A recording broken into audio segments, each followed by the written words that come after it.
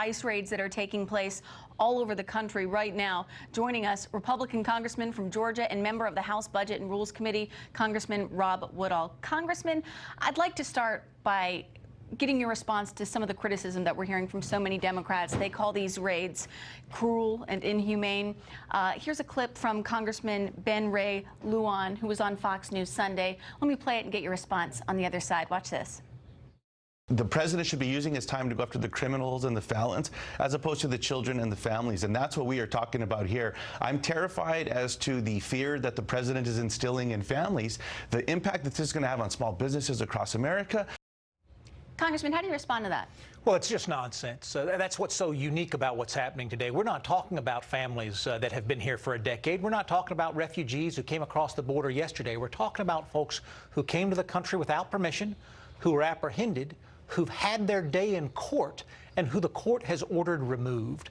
Now, if you want to have a conversation about changing the laws of this land, fair enough. But Nancy Pelosi is not having that conversation. Neither is the Democratic leadership. They're just grandstanding when our men and women at ICE, who have sworn to help us to enforce the laws of the land, are doing exactly that, enforcing court orders that have said if you don't come here the right way, we're going to ask you to go back home. And President Trump and ICE officials have said that they are indeed going to be targeting criminals, but inevitably, anytime you have raids and roundups like this, children do get separated from their families. Well, this is all a function of failure in border security. If we didn't have failures at the border, we wouldn't have families in the interior who are facing this challenge. My local law enforcement in Atlanta can't solve this. Georgia State Patrol can't solve this. This requires the United States Congress to solve this. And yet, time and time again, rather than gathering around serious immigration legislation that Republicans and Democrats can get on board with, we see the kind of grandstanding that the left is doing today.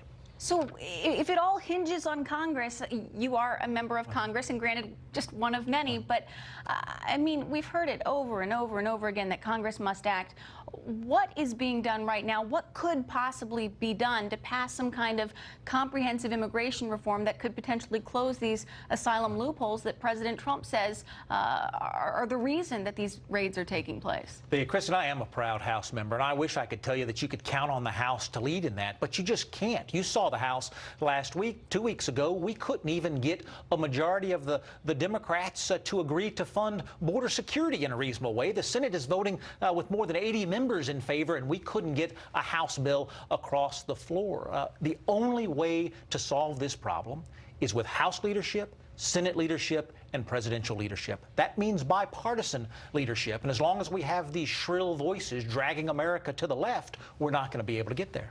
Yeah, and it certainly seems at this point in time that Congress just is not going to be able to get there. I'd like to talk about some of the images that we saw from these detention centers during the vice president's trip to Texas, specifically the one in McAllen, Texas.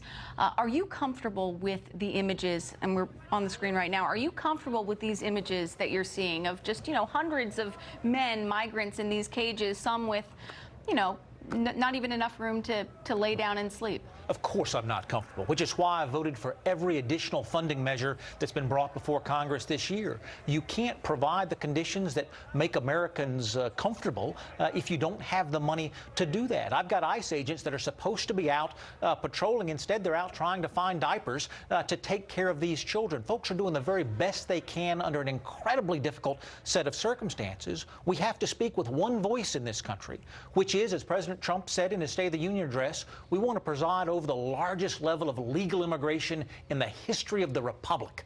But you can't come here the wrong way. When the left sends out the message that it's okay to traffic your children, to trade them away to human traffickers because there is a golden ticket to America, that's wrong. It's morally wrong, and it's factually wrong. We owe everyone better. Congressman, I have to leave it there. Congressman Woodall, thank you so much. Thank you, Kristen.